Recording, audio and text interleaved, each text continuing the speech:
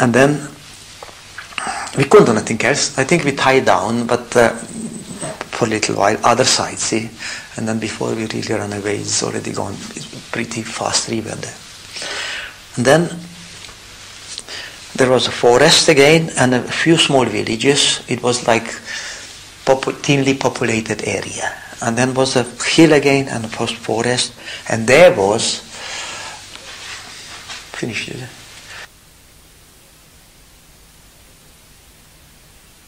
Again, in that area, which we're supposed to cross now, in next day or so, was the border between Germany and Mussolini occupying Slovenia. So while we were on the German side, uprising in communist partisan was nothing like in our area, very little, because was somehow Hitler took all the men to army and all that. And he said, I'm going to get some food again. And he gone to get some food, and then same again, he went in the house and he met a man. And the man was one of them again. And he had a gun. And he shook the hand with him. He said, where are you coming from? He said, I'm coming from Dachau. And he said, if you're coming from Dachau, come with me. But I didn't go in him with the house. I was waiting, say for instance, 50, 60 yards out, which was little forest, hardly any house. And he grabbed him, and what happened is that man, before he realized, that the one who got must be one of them who is running away, he just jumped out of the house and ran out. And the same again, the man come out and he shoot, but I don't think he shot him. He just shoot, like you will be afraid and you will come back or something like that. And he's there. Why he got no food? He said, and I am. I nearly been caught again. So that was in the morning. And I would say it would be about 5 miles over that hillside to the next valley, which I know very well. And carry on up, you see the border.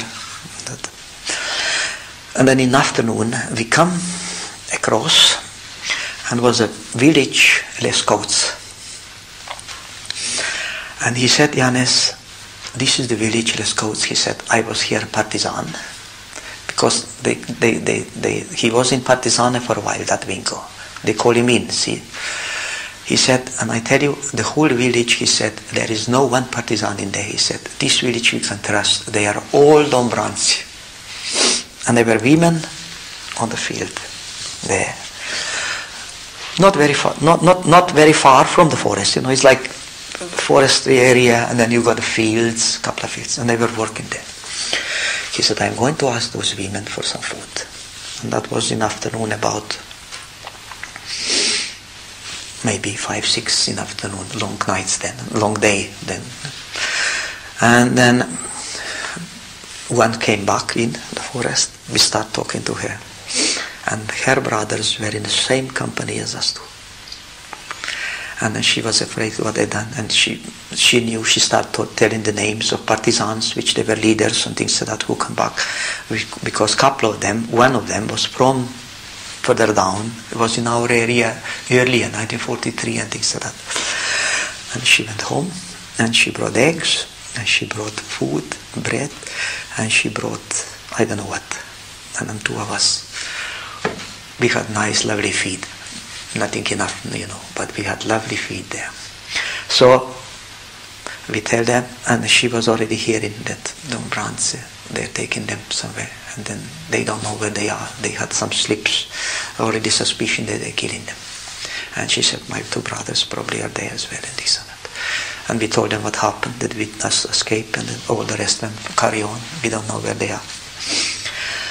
And then, during the night, but I knew already that area. It was so near my home that I knew it would be just like I'm living in Hengot and I would be saying Ponteprit or Abergavenny or something like that. And we went home that night, and then when we come near home, he is about 5 miles across other valley, and I'm here. And then we come there, and then he went home, and I went home. And when my mother knew where I was. And the third day, in the morning there, Mirko, Maribor, and he was there. And then we were together for 2 months after, all around that area. We were in one village and they gave us something food, and we walked in another village. So we actually occupied, and was another couple connected. It was 3 of us together then. And they was already there that they were going to kill us and they will kill me. They already sent a message to my mother that they killed me. They found me. They knew that I was home then, or somewhere there. And Vinko got some Tommy gun. He had a Tommy gun so that if something happened, we were already, we would shoot just to escape. And but people were supporting us, no problems in those villages. You went anywhere, we know they gave us food. And we walked, say for instance, 5 miles tonight there, and we heard already partisans have come out in that area, because they were still formed as a group of partisans. Or they're in that area tonight, they just come to there. And we went in that area. 2 months all around there, that way. But we weren't hungry then, see. We know we had all the support there. And then we met others, or some of them, and we've been told that it's about, in the forest, still coaching themselves, about 40, 50 people all in that area. Even the names, and then some of them were so long there that Marshal Tito gave amnesty and they weren't killed after. I still got some friends there now.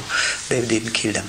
But they would have killed me, because my family was too much. Yes, where was your father at that time? My father was in Spital, in Austria, because he didn't go back. And that's why I went to Spital after to meet him when I come to Italy. It must have been very anxious for your mother, knowing that you were at large, My father, and there was other friends, their neighbors, relations and all. And they went, when they were in Spital, they went up in the forest, gathering some fruits or something like that, or they had a chat. And my father always said, I had 3 sons, 4 daughters, and 1 young one. 5 sons, 2 were young ones, 5 sons and daughter. 3 sons, he said, the oldest 3 sons, he said, they probably gone, but I am not afraid for the first one. I think my feeling is that he is not going to give in, that he will save himself. He was talking that weeks before I come back. He had no idea where I was. And all of a sudden I appeared. It was terrific victory for him. But he had no hope for other 2. Because the second one was more like, where everybody's going, I'm going.